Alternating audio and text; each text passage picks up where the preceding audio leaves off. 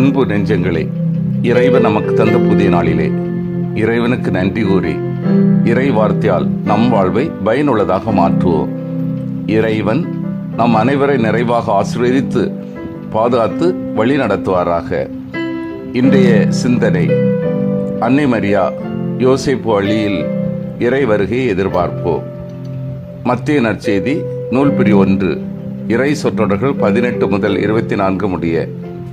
அன்பார்ந்தவர்களே, திருவருகை காலத்தின் 4வது ஞாயிறை சிறப்பிக்கின்றோம். திருவருகை காலம் என்பது கடவுள் மனிதராக வருகிறார் என்ற அதிசயத்தை எதிர்பார்க்கும் காலம். 4 ஒளிகள்: 1 நம்பிக்கை, 2 அமைதி, 3 மகிழ்ச்சி, 4 அன்பு. இன்று மகிழ்ச்சி என்ற ஒளி ஏற்றப்படுகிறது. இந்த 4வது ஒளி நமக்கு சொல்வது, கடவுள் எல்லாருக்கும் சொந்தமானவர். அவர் அன்பின் வடிவாக மனிதராக வருகிறார். நாம் கிறிஸ்து பிறப்பு விழாவை கொண்டாட தயாரிக்கின்றோம். பலவித தயாரிப்புகள் இடம்பெறுகின்றன. வெளிப்புற தயாரிப்புகள் சிறந்து விளங்குகின்றன.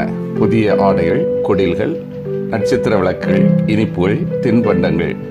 இவை தவறு அல்ல, ஆனால் முழுமை அல்ல. அதே நேரத்தில் அகவாழ்வுக்கு அதிக முக்கியத்துவம் கொடுக்க அழைக்கப்படுகிறோம். குறிப்பாக மனமாற்றம், மன்னிப்பு, தாழ்ச்சி, கடவுளின் திருவுளத்துக்கு பணிந்து வாழுதல், ஆம் என்று சொல்லி செயல்படுதல் மிகவும் உயர்ந்ததாக உள்ளது. இதைத்தான் அன்னை மரியாவும் யோசேப்பும் நமக்கு கற்றுத் தருகின்றன.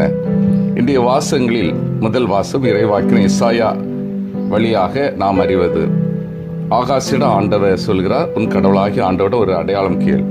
ஆகாசு மறுக்கிறார். அப்பொழுது கடவுள் தாமே அடையாளம் தருகிறார். இதோ கன்னிப்பெண் கருத்தரித்து ஆண் மகனை பெறுவார். அவருக்கு இம்மானுவேல் என்று பெயரிடப்படும். இம்மானுவேல் என்றால் கடவுள் நம்மோடு இருக்கிறார் என்பது பொருள். இதன் அர்த்தம், கடவுள் மனிதனிடம் அருகில் வருகிறார். மனித துயரங்களை தூரத்திலிருந்து அல்ல, உள்ளிருந்து பகிர்கிறார். இந்த வாக்குறுதியில் நிறைவேற்றமே அன்னை மரியா.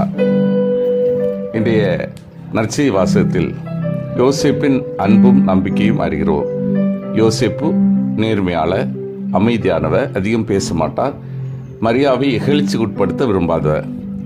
அவர் அமைதியாக மரியாவை விலக்கிவிட நினைக்கின்றார். கனவில் ஆண்டவரின் தூதர் கூறுகிறார், யோசேப்பே அஞ்சாதே, மரியாவை உன் மனைவியாக ஏற்றுக்கொள். யோசேப்பின் வாழ்விலே இறைவனது குரலொலியை தூதர் வழியாக கனவிலே அறிகின்ற வேளையில் அதை ஏற்றுக்கொள்கின்றார். பலவிதமான கருத்து மோதல்கள் அவரிடம் இருந்தால் கடவுளை நம்பினார், கடவுளுக்கு கீழ்ப்படிந்தார். அன்பு என்றால் கடவுளை புரியாத நேரத்தில் அவரை நம்புவது. இன்றைய 2வது வாசகத்தில் திருத்துவ பவுல் சொல்கிறார், இந்த மீட்பு திட்டம் திடீரென வந்ததல்ல, திருமறை நூல்கள் முன்பே வாக்குறுதி அளிக்கப்பட்டது. இயேசு தாவீது மரபிலே வருகிறார், மனிதராக வருகிறார், இறைவனாக தூயாவின் வல்லமையால் வருகிறார். முக்கிய செய்தியாக, நீங்களும் பிற இனத்தவரும் இயேசுக்கு சொந்தமாக அழைக்கப்பட்டிருக்கிறீர்கள். கடவுளின் அன்பு யாரையும் விலக்காது. அன்னை மரியா யோசேப்பு வழியில் சிந்திப்போம். இருவரும் வசதியான வாழ்க்கையை தேர்ந்தெடுக்கவில்லை. இருவரும் துன்பங்களை தாங்குகின்றார்கள். துன்பத்தின் மத்தியிலும் பிரமாணிக்கமாக இருக்கின்றார்கள். இருவரும் மீட்பு திட்டத்திற்கு முழு ஒத்துழைப்பு வழங்கினார்கள். மரியா, நான் ஆண்டவரை அடிமை, சொற்படி ஆகட்டும் என்று கூறி தன்னை முழுமையாக ஈடுபடுத்துகின்றார். யோசேப்பு ஆண்டவர் சொன்னபடியே செய்தார். மரியாவை ஏற்றுக்கொள்கின்றார். அமைதியின் வழியிலே பொறுப்புணர்வோடு செயல்படுகின்றார். சிந்தித்து தியானித்து செயல்படுவோம். என் வாழ்வில் கடவுளுக்கு ஆம் என்று சொல்லி செயல்படுகின்றேனா? அன்பு என்ற பெயரில் என்னிடம் பொறுமை, மன்னிப்பு, தாழ்ச்சி என்ற பண்புகள் நிறைவாக உள்ளதா? நான் வெளிப்புற கொண்டாட்டத்தை விட உள்ளார்ந்த மனமாற்றத்துக்கு முக்கியத்துவம் கொடுக்கின்றேனா? மன்றாடுவோமாக. வல்லமை மிக்க இறைவா, எங்களது வாழ்விலே உமக்கு ஆம் என்று சொல்லி அதற்கேற்றவாறு செயல்படவும், அன்பு என்ற பெயரில் காணப்படுகின்ற பொறுமை, மன்னிப்பு, தாழ்ச்சி போன்ற பண்புகள் நிறைவாக ஏற்படவும், நாங்கள் வெளிப்புற கொண்டாட்டத்தை விட உள்ளார்ந்த மனமாற்றத்திற்கு முக்கியத்துவம் கொடுக்கவும் வரம் தாரும். ஆமீன்.